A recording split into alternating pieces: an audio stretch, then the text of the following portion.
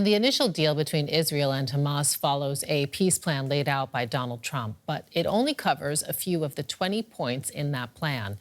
And the next steps may be even harder to agree on.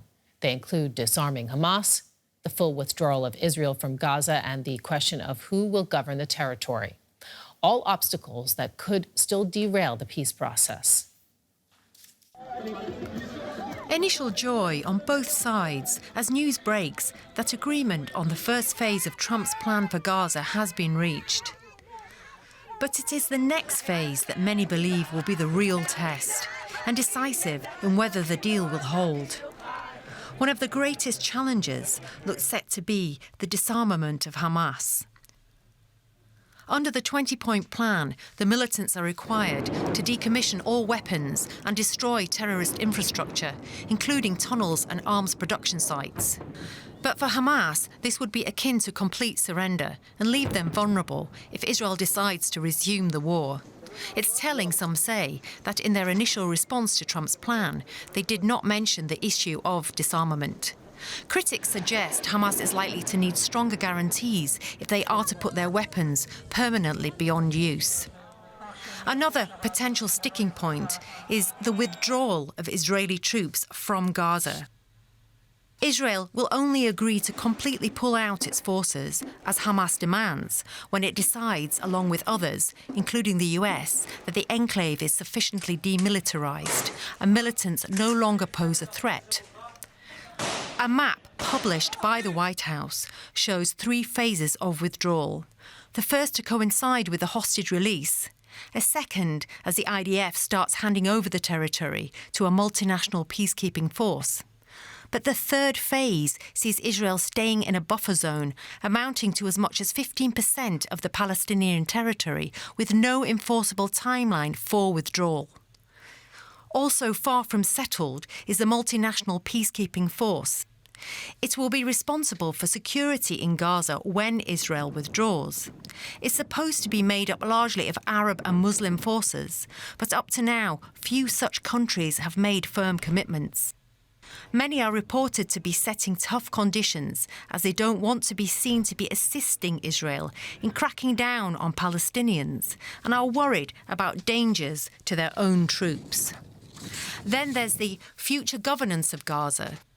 Initially, a technocratic, apolitical committee of Palestinians will govern the territory, supervised by what's been called the Board of Peace, headed by Trump himself and other international experts, such as the UK's Tony Blair.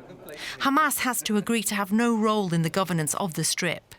The plan does, however, envision a role in future in Gaza for the Palestinian Authority when it has, quote, reformed, i.e. become less corrupt and more efficient. But Israel's Netanyahu is vehemently opposed to this idea.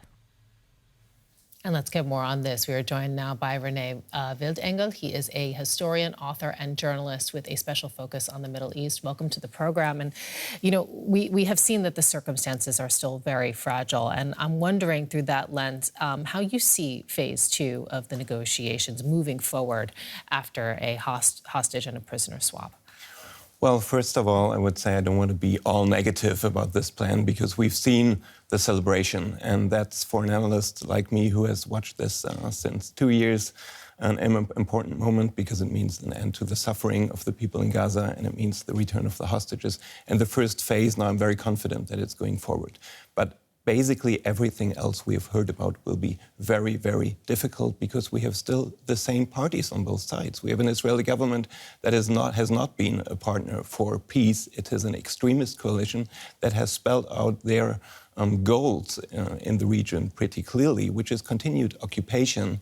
And they want to see the Palestinians divided. And on the other hand, there is a Hamas that will not suddenly dissolve. Yes, they might be disarmed, but they will remain as a movement. So we have a lot of spoilers, and the way ahead will be very difficult. But clearly something is different this time around, because in the past 2 years, we have seen so many, negotiation and ceasefire attempts which have fallen through.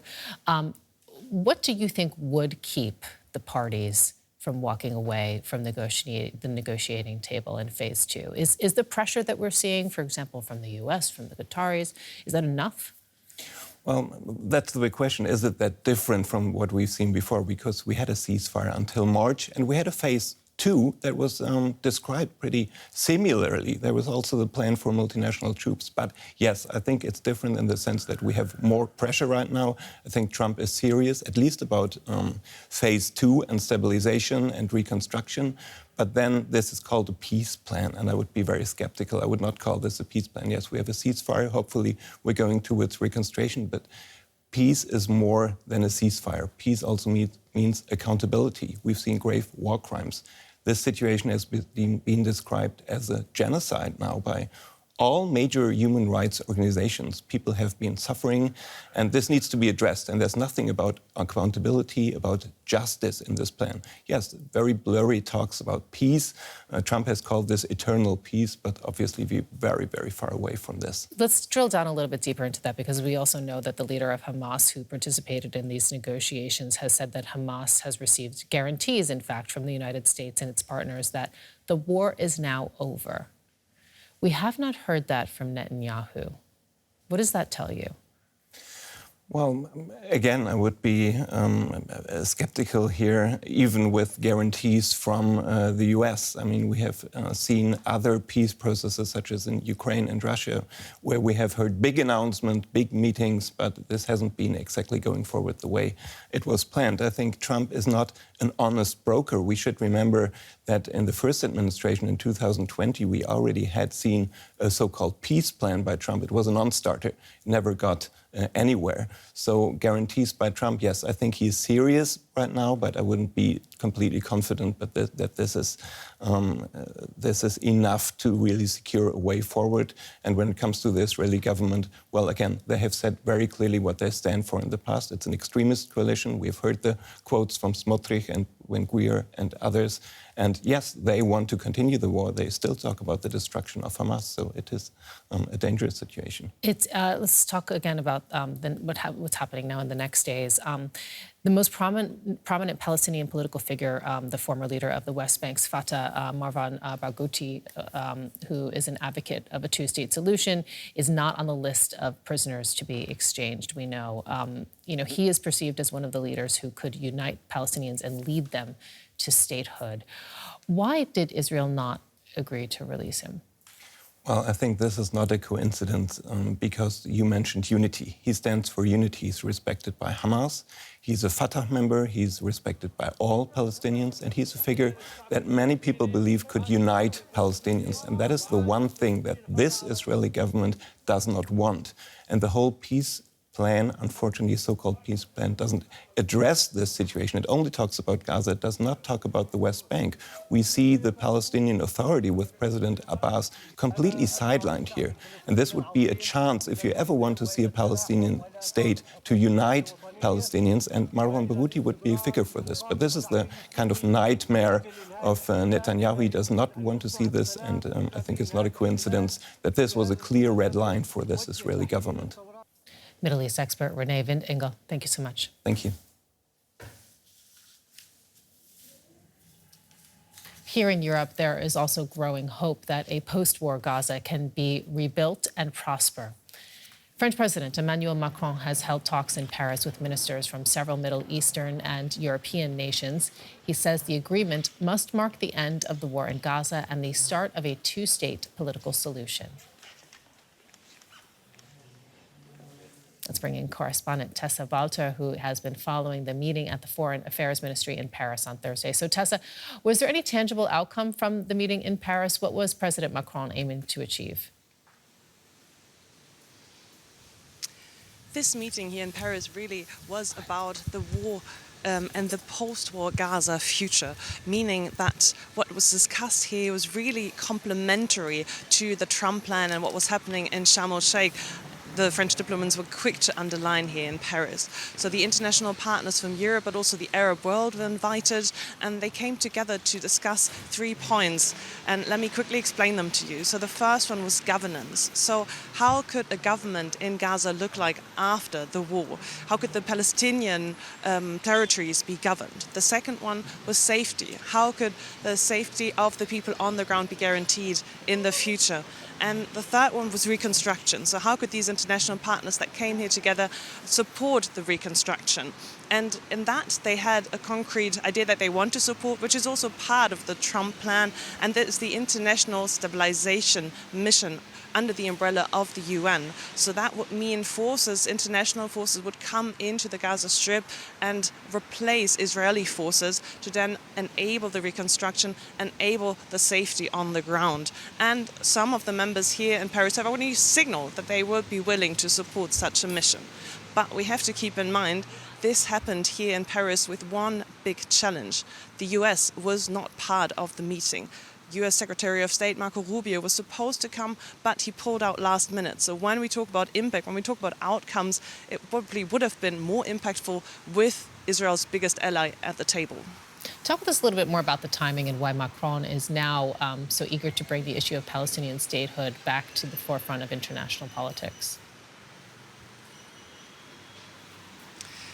Well, first and foremost, I think his goal here was to bring the Europeans back at the table and make their voice heard, make his agenda and the European agenda heard. Because in the past, what we've seen is that Europe had quite a hard time making this voice heard. We had a division, an internal division about countries like Germany and Austria supporting the Israeli cause and its right to self-defense, and on the other hand, countries like Spain or Belgium supporting the Palestinian state and saying that the military actions of Israel were just going too far. So really reuniting these members was something that he was pushing for, and Kaja Kallas, EU's top diplomat, came to support him. She came here to Paris and said, this is our chance, we have to make use of it. And they got quite far with it, I would say, because Macron could use the international media attention to push his own 2 points as well one more time, and that is firstly the Israel's acceleration of the settlements in the West Bank that he was very critical of. He said again that this is against international law, that is unacceptable, and that this has to stop, calling indirectly Israel to stop it. And also he pushed again for the two-state solution, saying that anything that comes out of the negotiation and peace process in Sharm el-Sheikh should really be based on a two-state solution, Palestinian and Israeli state living coexisting peacefully next to each other. Tessa Walter in Paris, thank you. And let's get more on that. We are joined by DW correspondent Emily Gordine in Jerusalem. And Emily, Israelis are waking up to this news that their government has signed the first phase of the ceasefire and hostage deal. What happens now? Well, the ceasefire is in place, and that means that fighting should stop for one. The Israeli military, we understand, has already started withdrawing from some parts of the Gaza Strip, according to this first phase of the deal. They are to withdraw to the so-called yellow line. That will mean that they will still be in control of about 53% of the Gaza territory, but that is much less than what it was before, which was over 80%. Now, in the meantime, or once the Israeli military has withdrawn, Hamas will start gathering the remaining living hostages in safe spaces. They will then hand them over eventually to the Red Cross, and the Red Cross will then bring them to the Israeli military, and the Israeli military will then take care of them. So ultimately, the clock is ticking. We understand from Donald Trump that he expects these hostages to be returned within a 72-hour window. So Monday, maybe Tuesday. These are many hostages. These are not 5 or 6 or fewer than that, as we have seen in previous deals. These are 20 still expected to be alive hostages. Now, in the past, we've also seen that this process is riddled with hiccups here and there. But in this case, we don't expect these hiccups to, in fact, get in the way of this process. Okay, and Emily, we have to also mention that the cabinet signed off on this deal, the Israeli cabinet, hours later than expected. Are you hearing anything about what was going on behind the scenes and the reasons behind that delay? For example, did Netanyahu face pushback from more hardline members of his cabinet? Well, that certainly wouldn't be a first. And in this case, we understand that National Security Minister Itamar Ben-Gvir, he demanded he demanded to veto the release of specific Palestinians who are still being held in Israeli jails. As part of this first phase of the deal, Israel is set to release 1,700 Palestinian detainees and an additional 250 Palestinians who were serving life sentences. Itamar Ben-Gvir's demand to veto some of those releases is effectively what delayed the security cabinet meeting that preceded the full cabinet vote, and that's why we saw a big delay yesterday. Okay. And Emily, we saw a little bit earlier, there's just this sense of jubilation, it seems, in Israel about the potential, or rather the agreed release of the remaining hostages. Is that pretty much shared broadly by the population there, or is there also criticism of this deal? I mean, Israelis, generally speaking, it is a deeply divided country. But when we look at the polls, then we know that a majority of Israelis favor a deal. They want to see the return of the Israeli hostages. The majority of Israelis will feel relief at the prospect of them coming home. Of course, there are voices that don't agree with this deal. They are represented by Finance Minister Bezalel Smotrich, by National Security Minister Itamar Ben-Gvir, who worry that this deal is a security threat to Israel. But again, that is not shared by the majority of Israelis. The majority of Israelis are happy, they are relieved that the hostages are finally coming home, that after 2 years this war is coming to an end. And they are putting a lot of their faith into US President Donald Trump, who has been the pushing force behind this deal. The formula itself is not necessarily new, but what was lacking was political will, and that is what we're seeing applied now. Emily Gordine in Jerusalem, thank you.